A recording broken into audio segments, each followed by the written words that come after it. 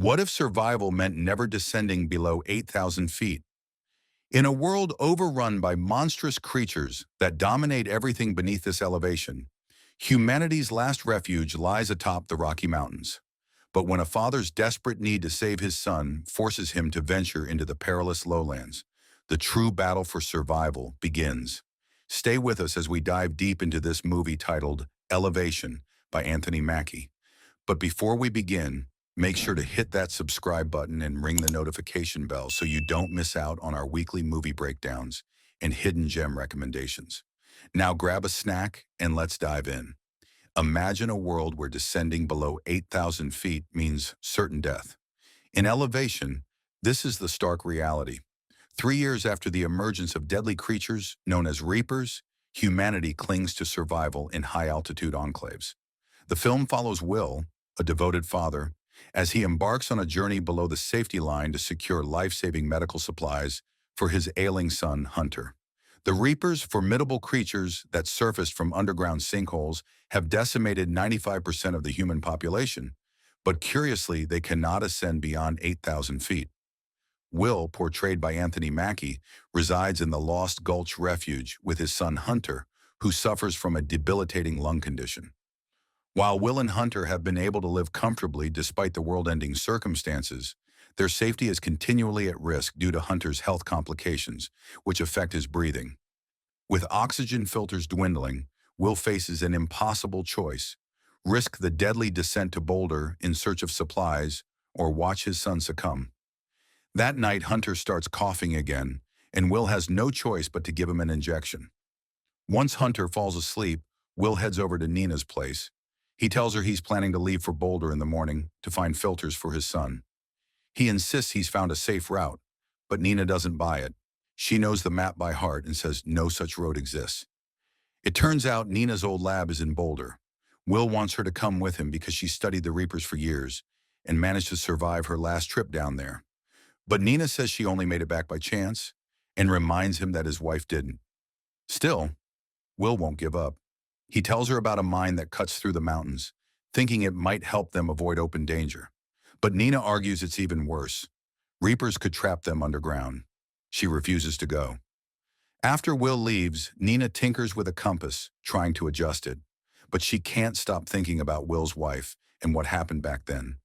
The memories hit hard, and soon she's sitting alone in tears.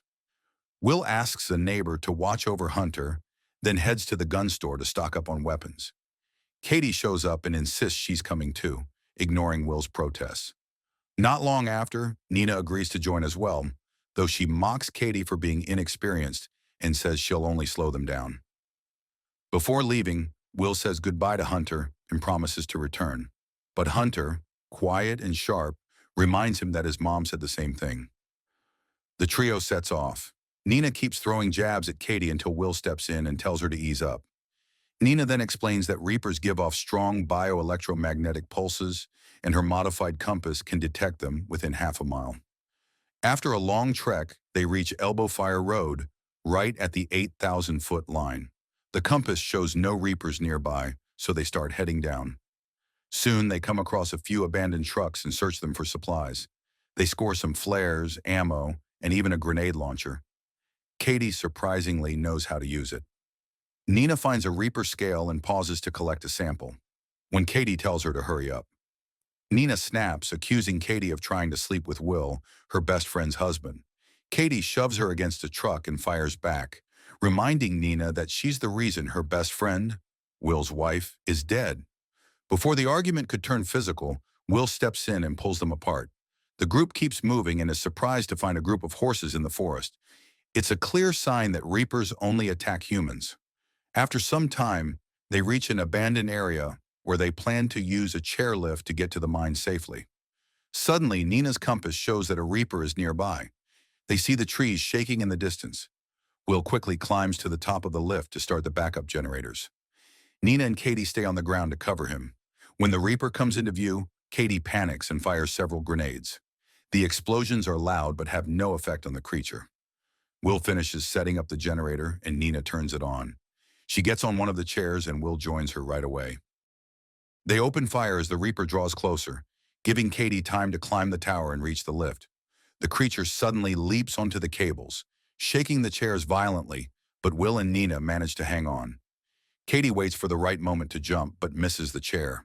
Will grabs her in midair, pulling her to safety. Just then, Nina runs out of bullets. The Reaper shakes the cable again, and the force sends all three crashing to the ground. They get up quickly and run. Just before the creature reaches them, they cross back into the 8,000-foot zone, where the Reaper stops chasing. With night falling, they decide to stay at a nearby ski resort. While sharing a quiet drink, Nina reflects on the first day the Reapers came to Earth, how they wiped out 95% of the population without ever stopping to eat or rest. Predators kill to survive, she says, but these creatures only go after humans. They leave animals alone.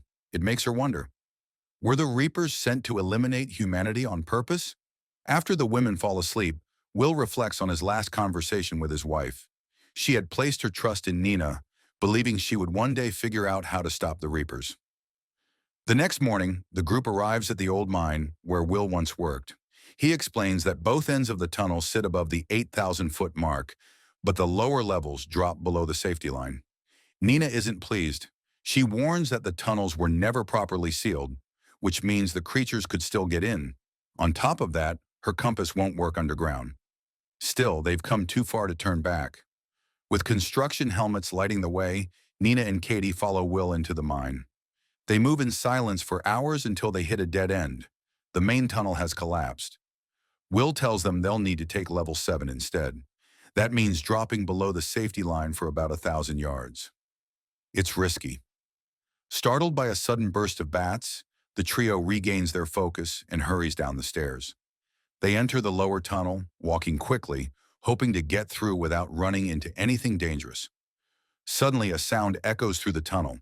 They quickly cover the lights on their helmets, but it's too late. A Reaper is already there, and it's seen them. They break into a run. Katie fires off a few grenades to slow it down, while Will shoots to hold it back. But the Reaper doesn't stop. They spot a gap in the wall and rush toward it. Will fires at the rocks, widening the opening just enough for them to squeeze through. Once inside, the Reaper thrusts its glowing tail into the hole, searching. Will throws a flare to draw its attention. The light bounces off the stone and reveals another exit on the opposite wall. They quickly move the rocks and crawl through the narrow gap. Will stays behind to cover their escape, dodging the Reaper's tail before slipping through. After a few minutes of crawling, Katie makes it into another tunnel, only to come face to face with a second Reaper. Before she can react, it strikes, stabbing her with its tail. Will reaches out, but he's too late. He can only watch as the creature drags her into the dark. Just then, Nina sees a ladder. She and Will climb quickly, hearing a Reaper closing in behind them. At the top, they find a door and burst out of the mine, reaching a safe altitude just in time. They keep moving until night falls and come across an abandoned house. Inside, they find boxes of mac and cheese and decide to stay the night. Over dinner, Will mentions it's Hunter's favorite. Curious, he asks Nina what's inside her old lab. Nina explains she might find a chemical there, something that could make bullets that'll actually hurt the Reapers. She believes their scales carry an electric charge, and the right bullet could trigger internal combustion. Will isn't convinced. To him, it sounds like a long-shot theory, one his wife died believing in. The next morning, they take the truck parked outside and drive across the safety line, speeding through a town now overrun by animals. Eventually, they reach the hospital and begin searching for the filters. Strange noises echo through the building, but the compass shows nothing nearby. They head to the top floor and finally find the filters they came for. Without wasting time, they start running. Suddenly, a Reaper bursts through the wall, forcing them to dodge its massive claws. As they rush through the hallway, they crash into furniture and get hit by falling debris. Every time the Reaper breaks through a wall or window, it strikes again, until its tail crashes through and grabs Will. Nina grabs a fire axe and swings hard, landing several blows until the creature lets go.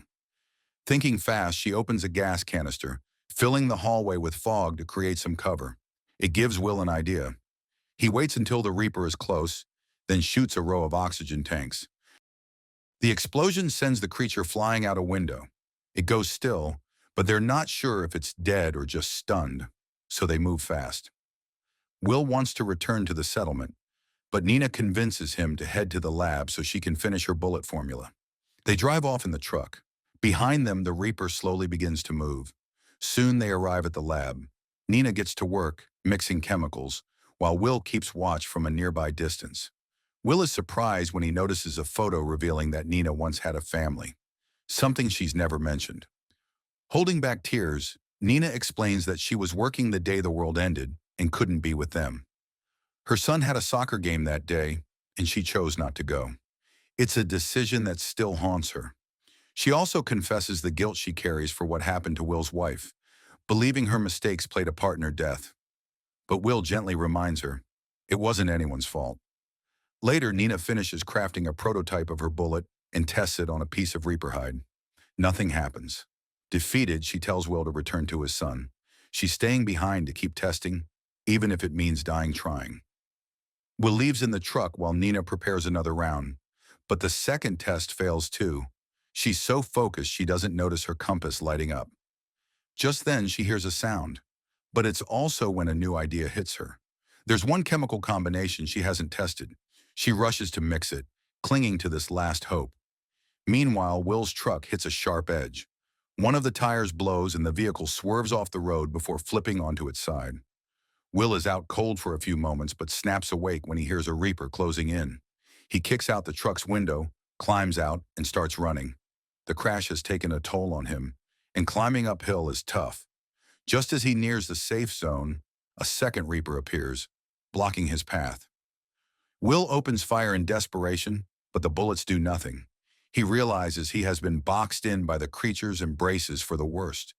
Then a gunshot cuts through the air, followed by a strange burst of smoke and electricity. Nina appears, firing her new bullets. They hit with force, sending electric shockwaves through the Reapers. Her theory was right. The creatures were exploding from her bullets. One by one, she shoots the creatures, even as they try to flee. Each bullet takes them down in seconds. After the fight, Nina picks up a piece of one of the Reapers and shows it to Will, revealing mechanical parts beneath the hide. These monsters aren't alive. They're machines, built and programmed to hunt humans. Now it all makes sense. Even the 8,000-foot limit. They weren't afraid to go higher. Their programming simply wouldn't allow it. The question remains, who sent them? Nina has a theory: it was aliens. Later, when she and Will return to the refuge, Will reunites with Hunter, relieved and grateful. To signal her breakthrough, Nina raises a pirate flag above the camp. It's her way of declaring they've found a way to fight back. Word spreads quickly. Survivors gather to help produce the new bullets, and for the first time in years, they power up the radio to broadcast a message of hope to anyone still listening. Nina also begins preserving the Reaper's remains, determined to learn even more. With weapons ready, the group heads into the forest, taking down Reapers one by one. It's the start of reclaiming their world. One quiet night, Will and Nina look through a telescope and spot three strange lights moving toward Earth. It seems the Reapers were sending backup. That's it for our deep dive on Elevation. What would you do if aliens were after you? Drop your answer in the comments. And if you like this recap, don't forget to like, subscribe, and hit that bell so you don't miss what's coming next. Thanks for watching. See you in the next one.